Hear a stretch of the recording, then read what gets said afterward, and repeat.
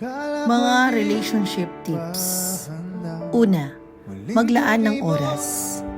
Oras para sa isa't isa ang nagpapalalim ng relasyon. Kahit busy, make time para sa mga date nights o simpleng bonding moments.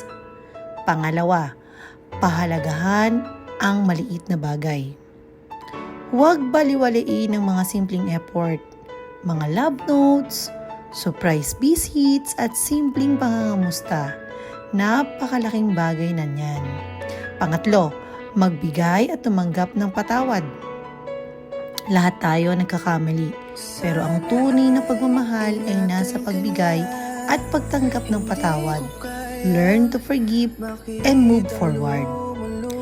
Pang-apat, maging mapagpasensya. Sa relasyon, hindi maiwasan ang tampuhan. Mahalaga ang pagiging pasensyoso at ang pag-intindi sa bawat isa. Pang-lima, iwasan ang pagiging seloso o selosa. Trust is key. Iwasan ang pagiging sobrang selosa o seloso.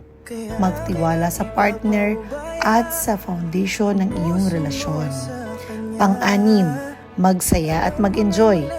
Huwag kalimutang magsaya at mag-enjoy sa company ng isa't isa.